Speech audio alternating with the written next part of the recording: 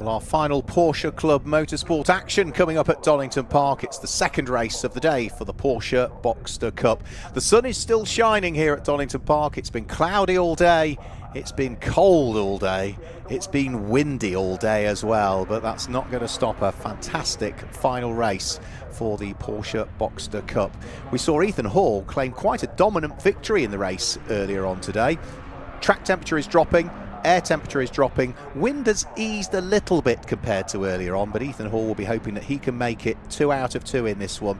Ethan Hall claimed the win from Luca Maserati earlier from Kuba Wozniak. This grid is based on their second fastest times from qualifying. You can see the flag still blowing away. It's been around about 30-35 kilometres per hour all day.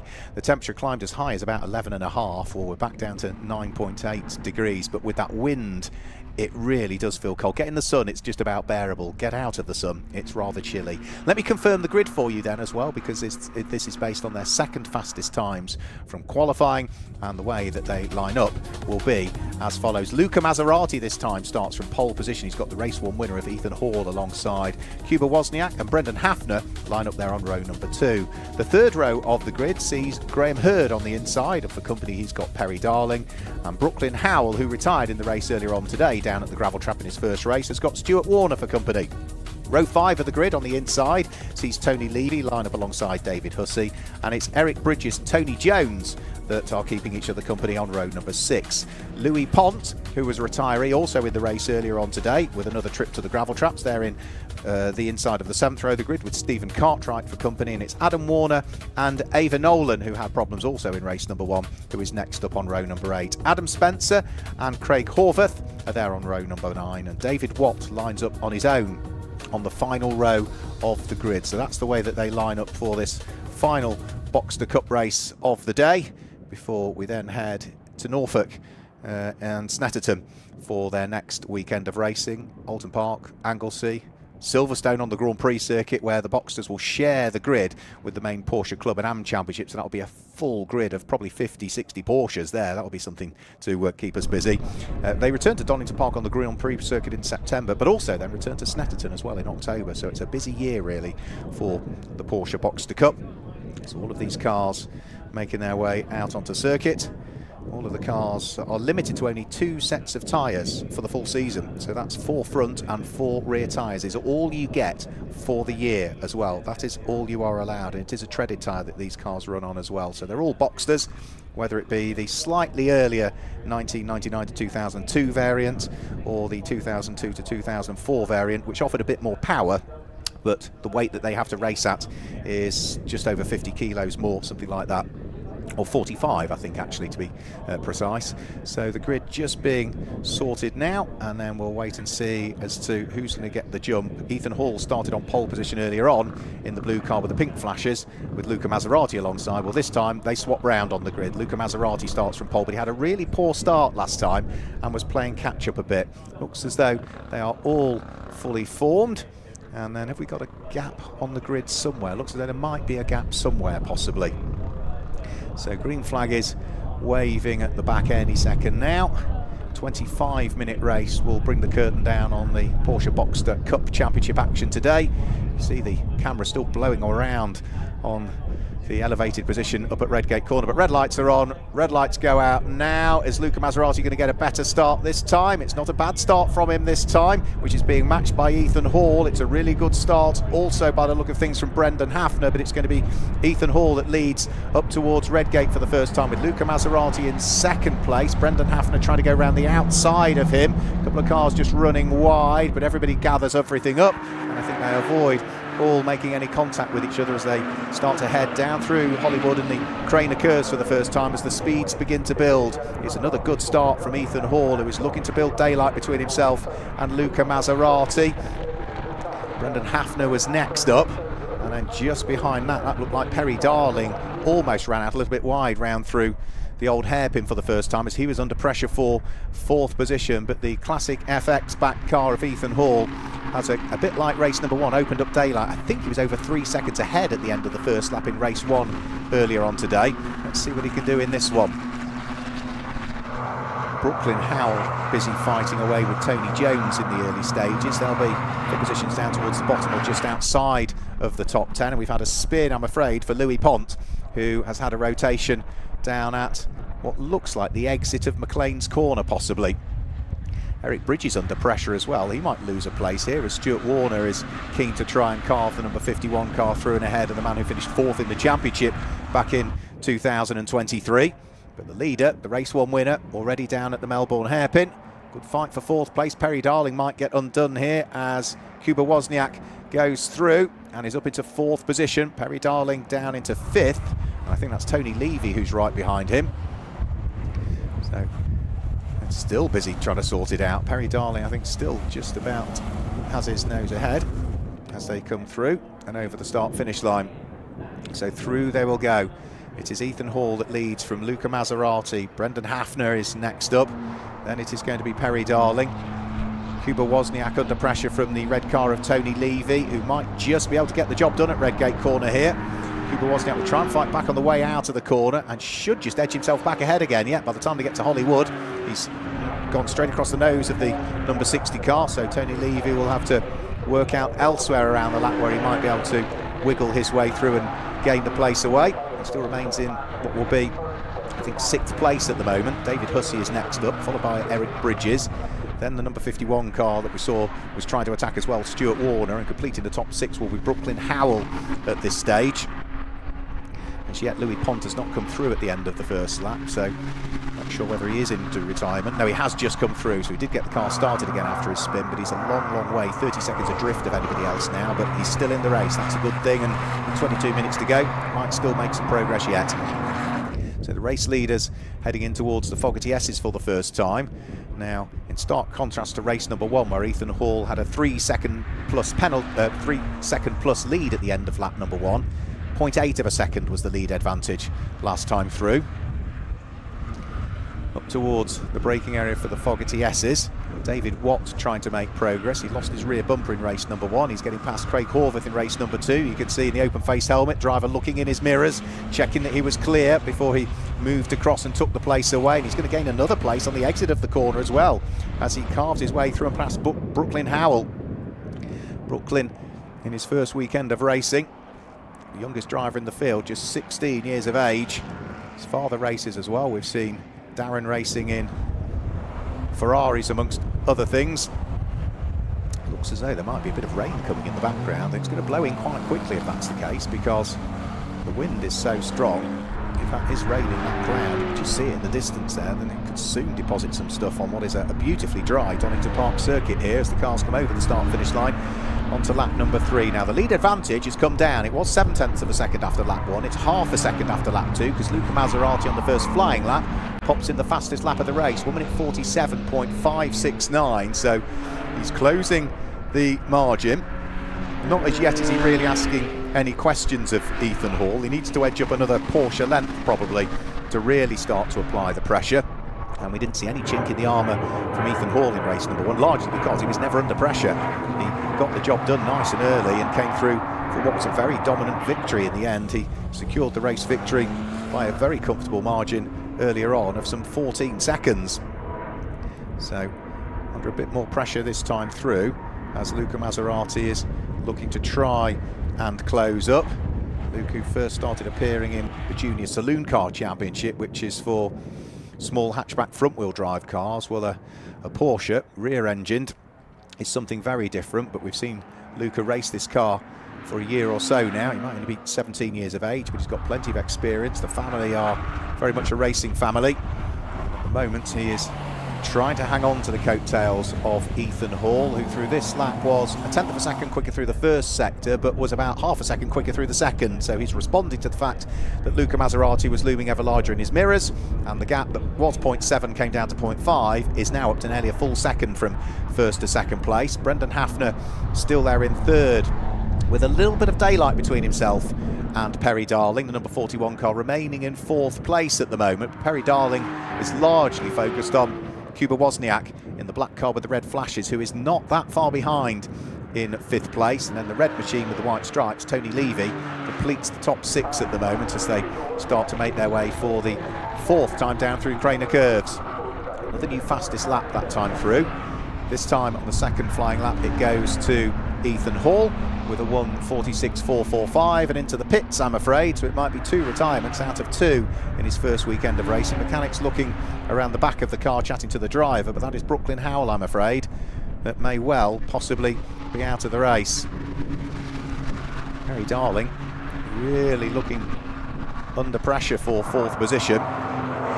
Kuba Wozniak is right with him. Can he try and work out where he might have an advantage to be able to squeeze his way through? If they slow each other up, don't rule out the fact that the red car with the white stripes, Tony Levy, might be right with them. Kuba Wozniak moving around in the background and the mirrors of Perry Darling, but nothing doing as they head in towards the Fogarty S's this time through. But he gets a much better exit out of the S's, and that instantly draws him right the way alongside Perry Darling. It also gives him the inside line when they get in towards the braking area for the Melbourne Hairpin. So it looks like Kuba Wozniak, who was on the podium earlier on today, is now upper place. He's not on the podium as yet, though. He's in 4th position. He'll be now trying to, A, shake away the car he's trying to do battle with, and is looking as though he's going to gain the place over. He also needs to try and then close in on the dark blue car with the yellow flashes to it in the hands of Brendan Hafner, because that's the car that's in 3rd place at the moment. Over the start and finish line now go. Wozniak having gained the place. Perry Darling will try and return the favour. Is he going to have a nibble as they head up towards Redgate? Not this time. It's just not close enough to try and make it stick. So again, focus on the exit. Try and get a good run coming off the corner as you start to descend downhill through the real roller coaster of a ride down through Craner Curves. The television pictures really don't do it justice as to just how much the circuit drops away at that point to the lowest point here, where you are down at the old hairpin. And as soon as you exit the old hairpin, you climb all the way back uphill again, all the way up towards McLean's corner.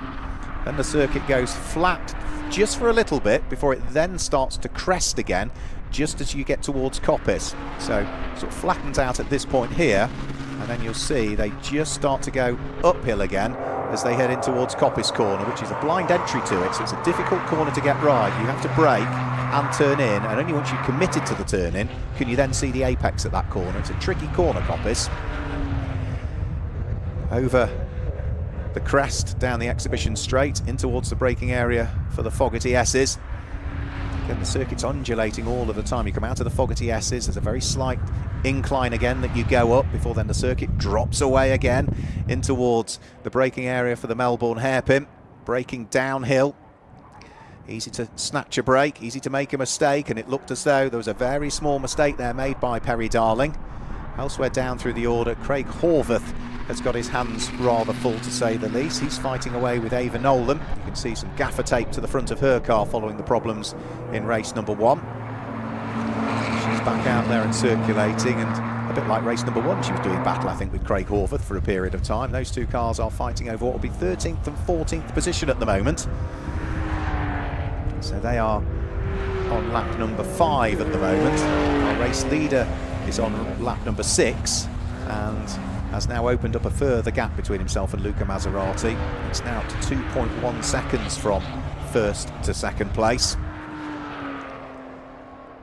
So in towards the braking area for the Melbourne Hairpin goes the fight for 13th and 14th place. Still not at the halfway point of this race as yet, so we've still got 15 minutes on the clock as they head up towards Goddards corner, where again, coming out of the hairpin, the circuit goes uphill, it then sort of flattens out, but then as soon as you get towards Goddards, the circuit drops away again by a few feet. It's an adverse camber, you can't really tell on the television there, but it does drop away, and then you start to head downhill again, not by much, but it's a slight downhill in towards the first corner. Our race leader is just coming through the Fogarty S's at the moment.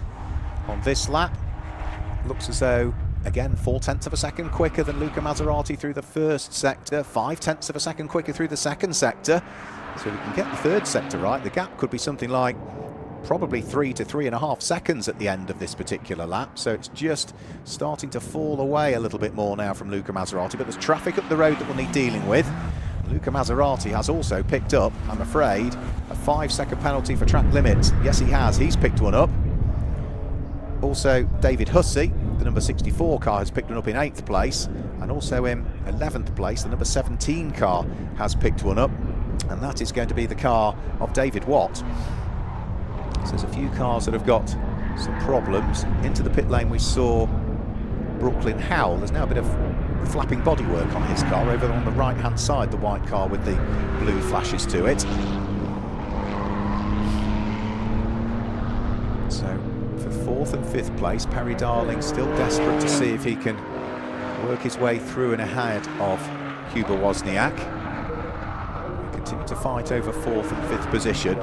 So they might be closing in on Brendan Hafner as well last time through. Yeah, Brendan Hafner was a couple of tenths slower.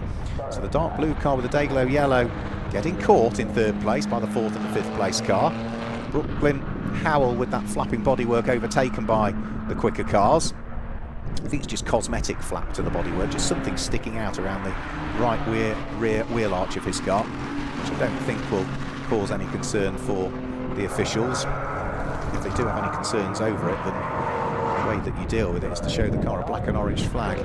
Also down through the order, Eric Bridges is rolling his sleeves up and is desperate to try and see if he can work his way through and ahead. And that will be David Hussey, I think that will be. So that will be the fight for 8th and 9th place. Eric Bridges will probably be blissfully unaware that there is in fact no, it's Andrew Warner that's ahead of him.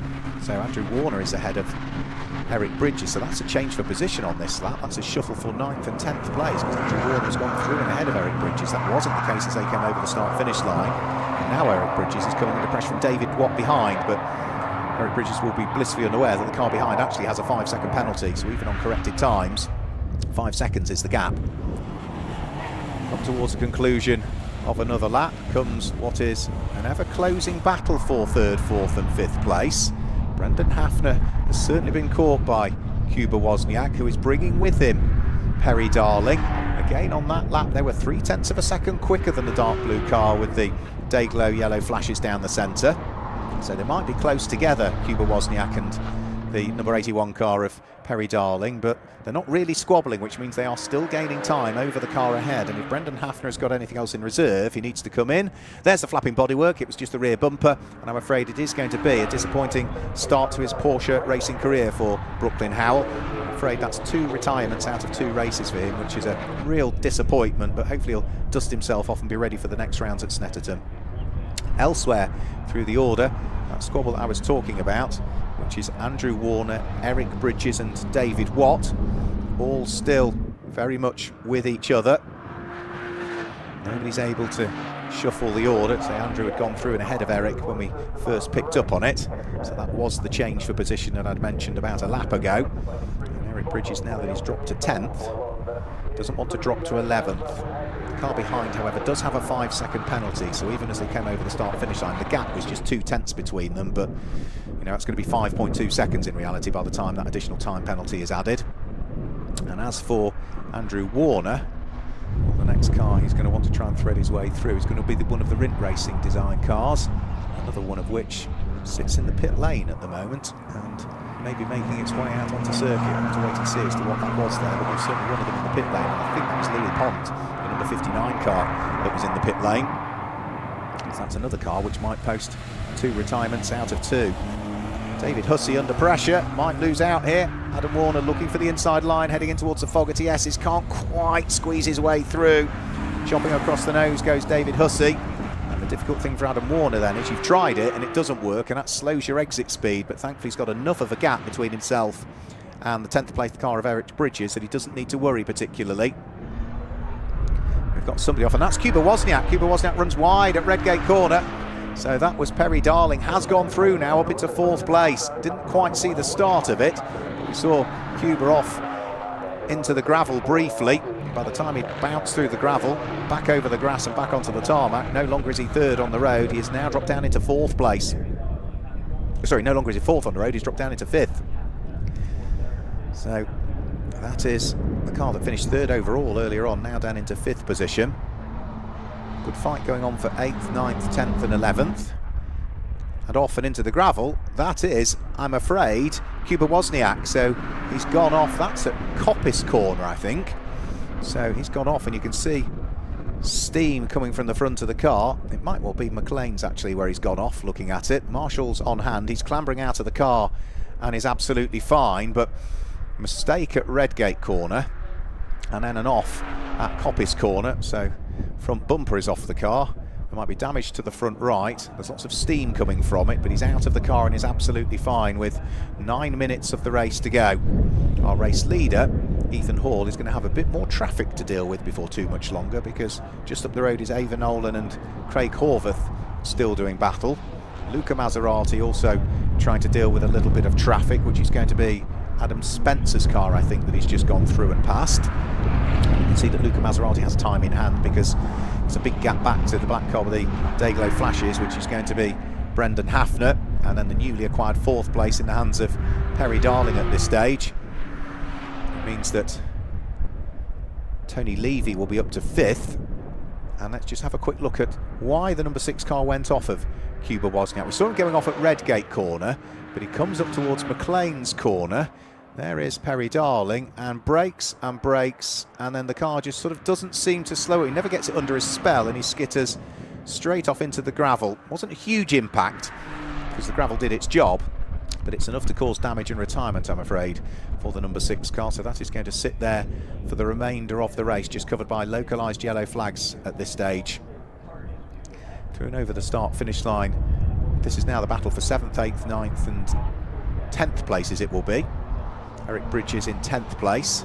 The car ahead of him does have a 5-second penalty, so as long as the purple and the green machine of Eric Bridges stays within 5 seconds of the car of David Watt, on corrected times he would gain the place. There's a possibility he might gain 2 as well, because the car that's at the front of the queue, which is the number 64 car of David Hussey, who is about to come under attack by the look of things, has also got a 5-second penalty for track limits. So, and the rain is starting to fall. We did say there were some black clouds in the distance, and now you can see the rain is falling, and that's Luca Maserati. He's had a spin down at the Melbourne Hairpin. Brendan Hafner has gone through. Perry Darling, I think, has gone through as well. So Luca Maserati, who had already picked up a 5-second penalty and had an 11-second lead over the next car, I'm afraid, has had something happen down at the Melbourne Hairpin. Whether that's the rain that caught him out or whether that's a problem with the car, we simply don't know. But we know the car's pointing in the wrong direction. It's not very often, he might be a young man, but it's not very often I've seen Luca Maserati make mistakes. But in these changing conditions, as that rain does finally blow in, it's going to make things very tricky for the final 6 minutes. There's no separate tyre compound you'd run on a wet or a dry track, but if Luca Maserati's car can't be moved, then localised yellow flags are not going to be what's required down there, because the car is slap bang in the middle of the circuit. Maybe a bit of heat soak might be stopping that car restarting, simply don't know. If the engine just cools down a bit, he might be able to fire it up and get it out of harm's way. But if he can't get that car shifted, and Luca will be trying, that's absolutely for sure, then that is going to need the requirement of some marshals to get out there, or maybe a telehandler to get out there. At the moment, it's just being covered by localised yellow flags at this stage. We've got 5 3/4 minutes of the race to go. We've got the snatch vehicle dealing with Kuba Wozniak's car up at McLean's corner to get it out of harm's way. Race leader, which is Ethan Hall, comes past Luca Maserati's machine, which is dropping like a stone through the order now, and is now off the lead lap and down in 11th position, but still moving nowhere. And you can see that cloud is slowly meaning that what was a dry track is now a worsening track, and with the car stricken in the circuit and 5 minutes to go, it looks as though the red flag is coming out, and we will have reached 75% distance of that one, because we needed about 6 minutes plus on the clock to allow any sort of restart, and with less than 5 minutes, then that probably means that is going to be it for the car. So I think they're all going to be waved down the pit lane, and the results will go back a lap.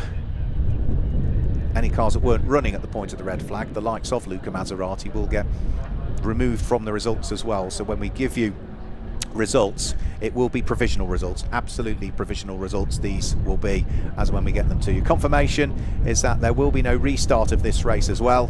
If they'd have brought the safety car out and we spent time behind the safety car trying to get Luca Maserati's car out of harm's way, it would have taken longer behind safety car and would have clicked to 0, which meant we wouldn't have got any more racing in. So by bringing the red flag out, we actually haven't lost any racing time in reality. Yes, there were 5 minutes on the clock, but when the choice is either red flag and no more racing, or safety car and no more racing, why would you not bring the red flag out earlier? So sensible decision by the officials. Frustrated drivers, I'm sure, but they'll also be happy that it wasn't safe to leave that car anywhere near where it was when the car's the wrong way round in the middle of the track. That is a dangerous place to race.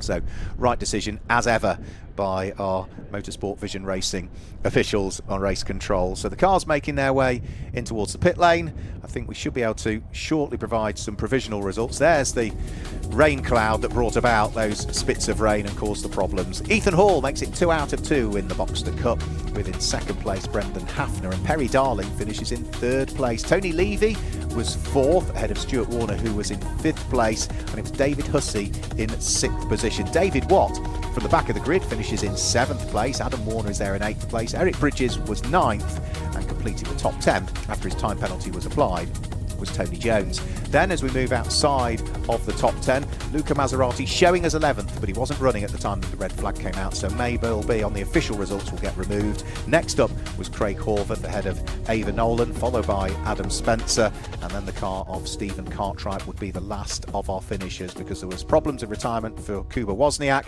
there were problems in a second retirement for Louis Pont, and also retirement, I'm afraid, for the second time today for Brooklyn Howell. But they will pack the cars away, they'll deal with them at the workshops, and they'll be back out and ready to race at our next weekend of racing, which again will all be live streamed for you. We'll be heading to Snetterton in Norfolk on the 300 circuit next time out for another couple of races from the Porsche Club Motorsport Boxster Cup. From everybody here from Porsche Club GB, together with the On-Side Productions, myself, Mark Werrell, thanks for joining us. We'll catch you next time at Snetterton.